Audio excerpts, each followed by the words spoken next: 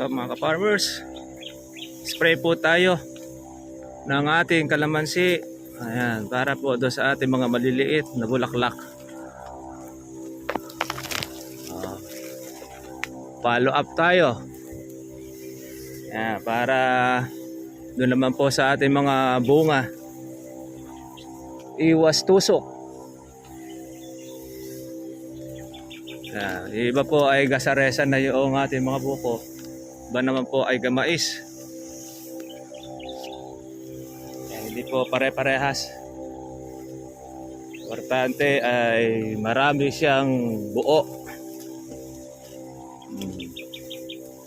Ayan, spray tayo mga katribya.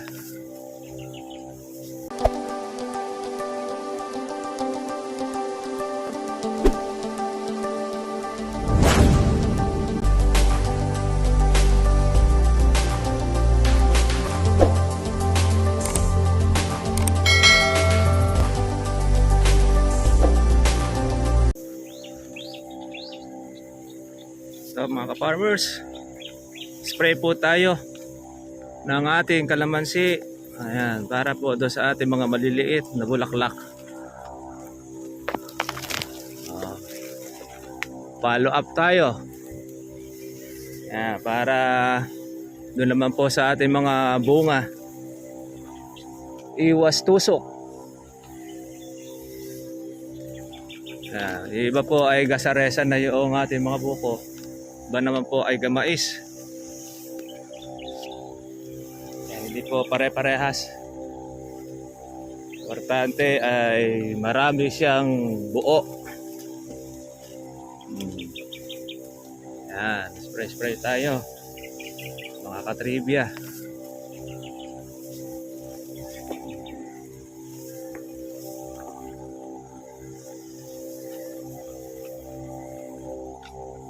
Buti po ay makulimlim ang panahon, kaya magandang mag-spray.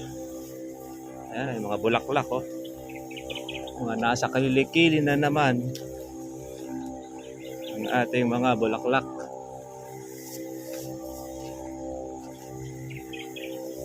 Ayan.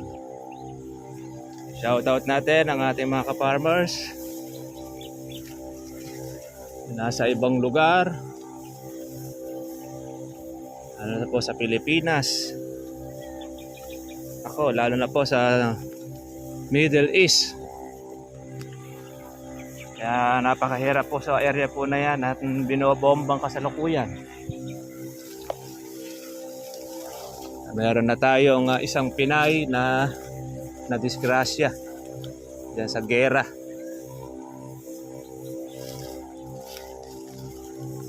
Maganda pa rin po rito sa Pilipinas. Kaya lang medyo mababa lang po ang pasahod. Kaya lang kapiling mo naman ng iyong mahal sa buhay. Itiis ka lang sa paupa na mababa. Gusto natin, kung meron kang maliit na farm, yun, masasuggest natin pwede nyo pong taniman ng kalamansi, mga ka-farmers.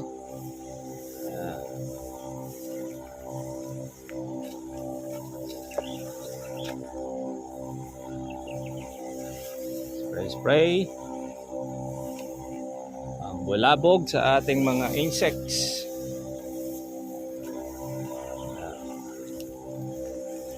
Pitas na po natin ito. Tayo naka-6 na bag. Sunod naman po niyan ay 20 itong Marso. Medyo lalaki na po yung mga pansunod natin.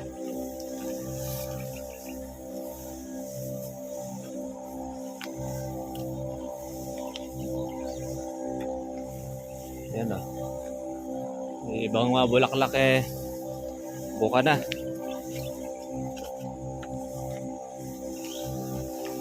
Hindi lang siya yung mamumuti gaya ng dati. Dahil meron na kasi siyang mga sunong na bunga. kalamansi.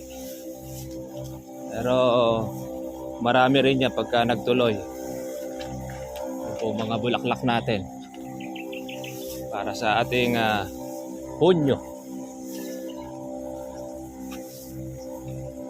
June na ating harvest. Yung bulaklak na ito. June at July. Abutan na po yan ng tagulan.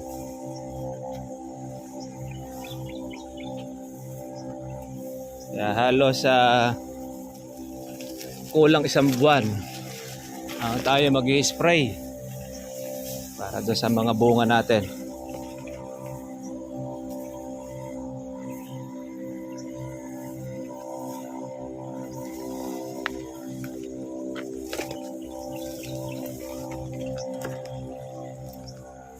Shout natin ang ating mga katribya. Happy farming po sa inyo.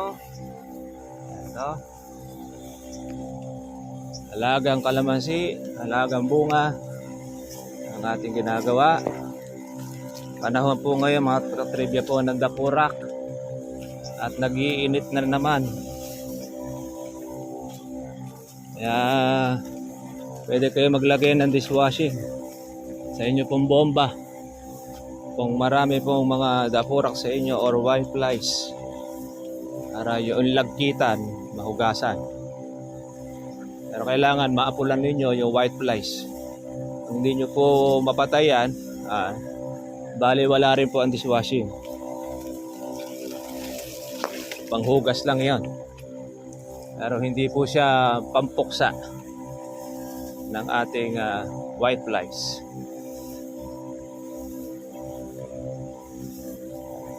Uli si Haring Araw. Ano, daming mga bukong, mga maliliit.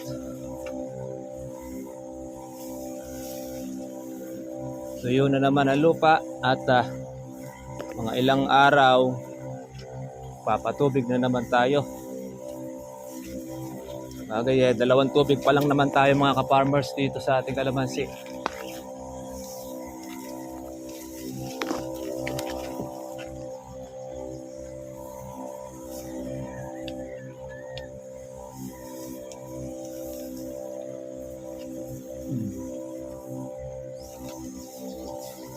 Tubig pa lang tayo.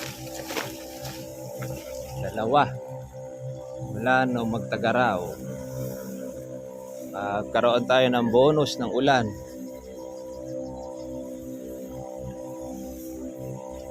Kailangan natin alaga. Pagka po ganyan ng bunga, marami, alaga dapat sa patubig para hindi po malagas. Tapos pampakapit, kailangan yan, mga foliar. Yan po ay nakakatulong sa pampakapit ng ating bunga. Pero di natin maiiwasan, meron talagang malalaglag po dyan. Dahil sa dami po ng bunga na yan, pagka itinuloy ng kalamansi, kawawa ang puno.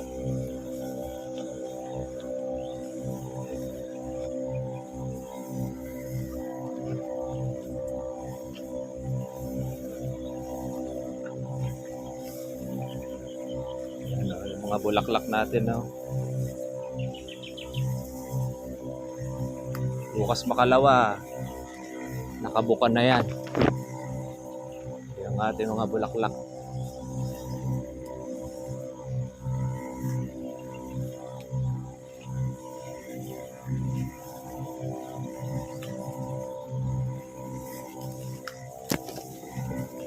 Tapos regular po ang inyong pong pag-spray. Hindi po masyadong mahayop o mainsekto. Nakakabuo ang ating mga bunga. Buo siya dahil naaalagaan. Pero kung hindi po ninyo i-spray niyan, gaya po sa ating pong kapitbahay, nasira po ang kanyang mga bunga. Halos wala pong natira. Pero nag-i-spray din naman yon. Basta't hindi ka matama sa gamot, mga katribya. Ayan, useless lang din po ang ating pag-spray kahit power spray pa yan na gamitin. Wala pa rin.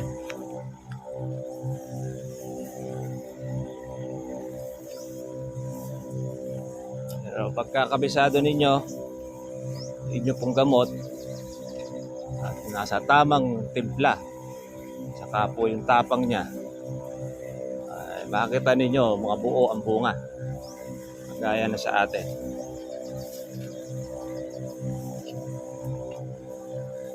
Hindi ka panghihinaan ng loob sa iyong inalagaan na meron kang inaasahan na maraming matitira.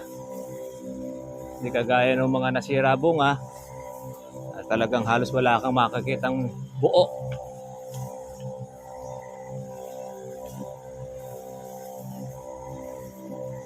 Ayan, kalaban na lang natin dito yung uod sa dahon ni kalamansi.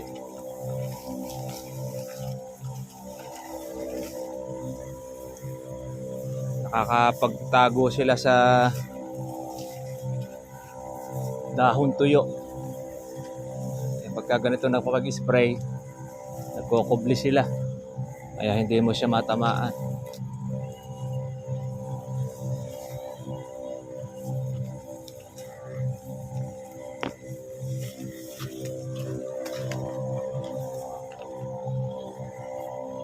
Nabali ang mga sanga ng ating kalamansi.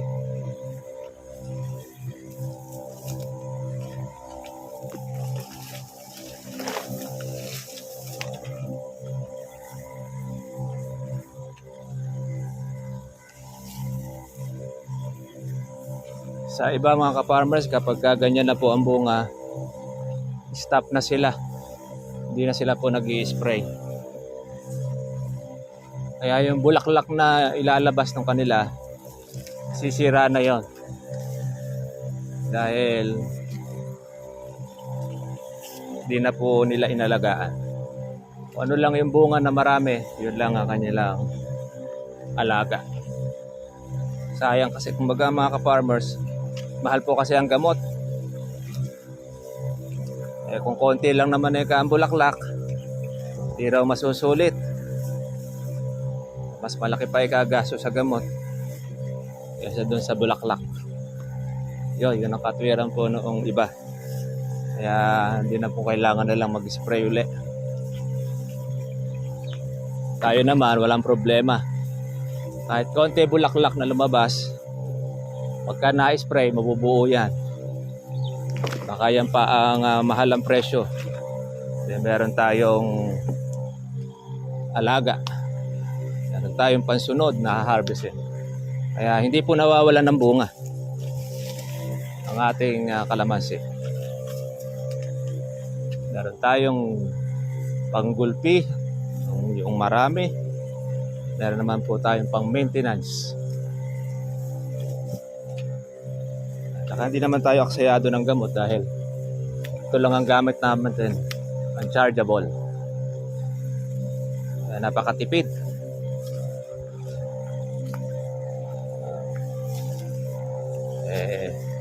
Effective naman po yung ating naalagaan.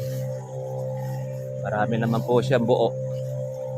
Kaya no problem sa ating gamot. Sumusobra pa tayo.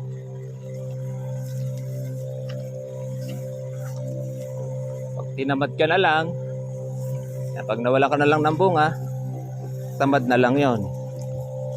Hindi mo na lang tinrabaho dahil meron namang gamot na.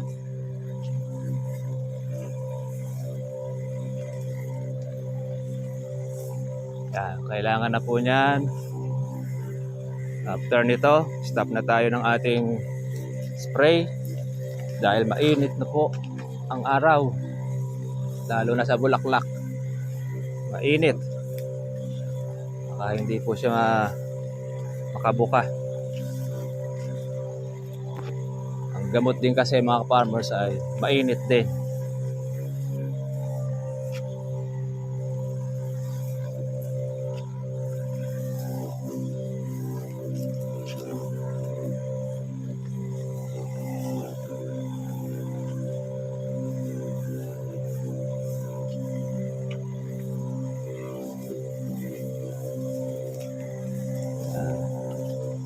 Malapit na pong maubos. Matagal din ang ating inaabot ng ating karga na ito.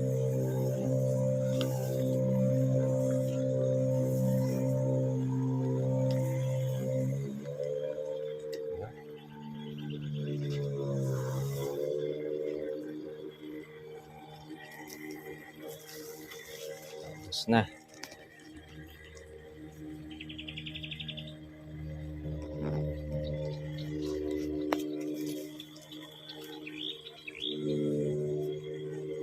Isimot na lang po natin.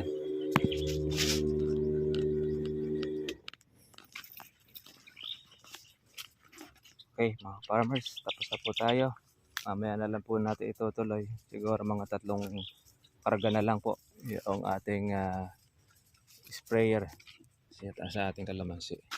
Yan, tatandaan lang po natin yung area na kung saan tayo huminto.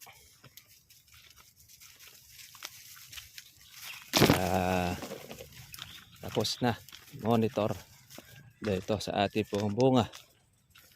Yung ating kalamansi ay marami pong mga maliliit na bunga. At maganda naman po yung kanyang mga buko.